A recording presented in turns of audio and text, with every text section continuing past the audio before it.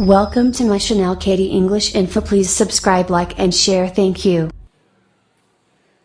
Hello guys, this is Khurshid Ansari. Once again, you are welcome back to Katie English Info. Guys, I hope that you must be fit and fine. And guys, today I have brought a very important chapter for you. As I have already brought such a kind of a chapter, most confusing words. So today, once again, I have brought this chapter and with some more examples. तो दोस्त, आज मैं आपके लिए लाया हूं बहुत ही महत्वपूर्ण चैप्टर, मोस्ट कंफ्यूजिंग। इससे पहले भी मैं इस प्रकार का चैप्टर पढ़ा चुका हूं, लेकिन आज का जो चैप्टर होने वाला है वो कमाल का होने वाला है। इसे अंत तक जरूर देखिएगा। मुझे आशा है इस वीडियो को अगर आप एक बार देख लेंगे तो हमेशा के लिए आपकी कंफ्यूजन दूर हो जाएगी। आइए हम बात करते हैं। तो आज का टॉपिक क्या है, मैं याद दिला दूं, मोस्ट कंफ्यूजिंग वर्ड्स। सबसे पहले मैं बात करता हूं,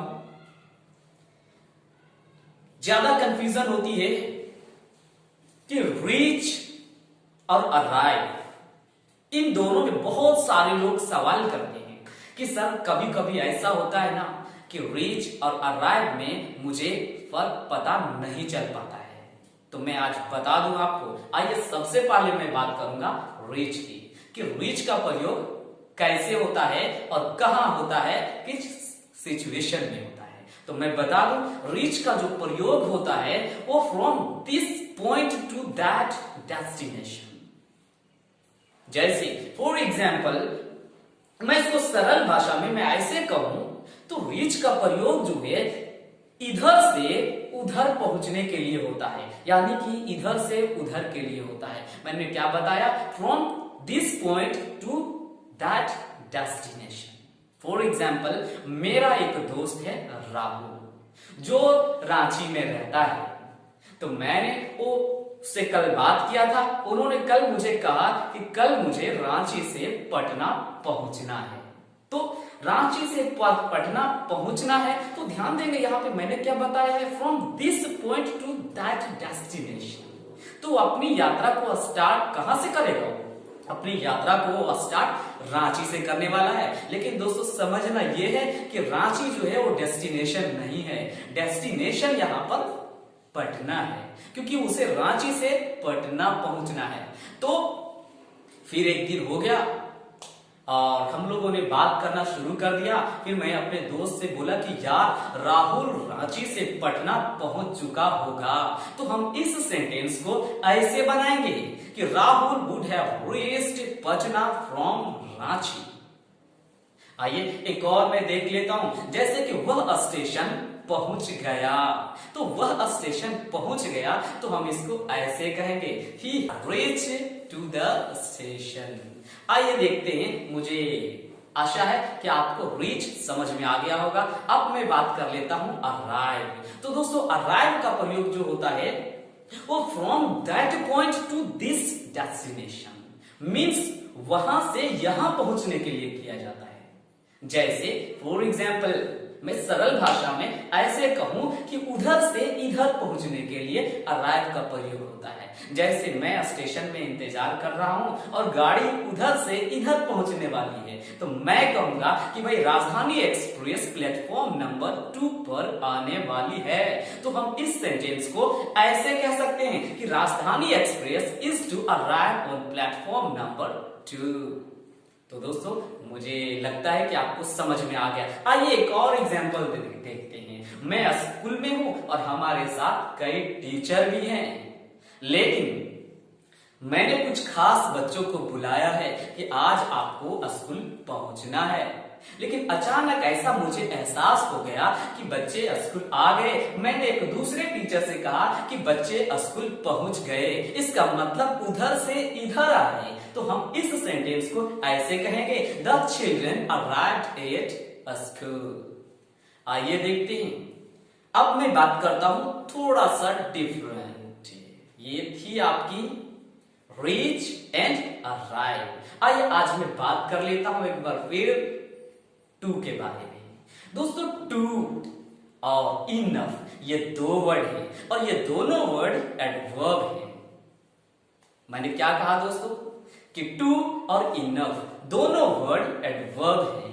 आइए देखते हैं इसकी सिचुएशन क्या होती है और इसका इस्तेमाल कहाँ होता है। हम कहाँ पर टू का इस्तेमाल करेंगे और कहाँ पर हम इनफ का इस्तेमाल करेंगे। आइए सबसे पहले मैं बात करता हूं टू की बात करता हूं। तो दोस्तों टू का जो प्रयोग होता है इसे मोर देन इनफ, मैंने क्या कहा, टू का जो प्रयोग होता है वो मोर देन इनफ के लिए होता है, मीन्स जरूरत से ज्यादा के लिए होता है। जैसे फॉर एग्जाम्पल अगर हम कहेंगे कि भाई आज मैं स्कूल के लिए लेट हो गया हूं, तो भाई आज मैं स्कूल के लिए लेट हो गया हूं, ये तो एक सिंपल सेंटेंस है। तो हम कहेंगे I am late for school today, लेकिन हम कहेंगे मुझे स्कूल के लिए बहुत देर हो चुकी है। तो मुझे स्कूल के लिए बहुत ही देर हो चुकी है, मतलब भाई जितना होना चाहिए कहीं उससे ज्यादा हो चुकी है। तो वैसे जगह पे हम इस्तेमाल करेंगे I am too late for school.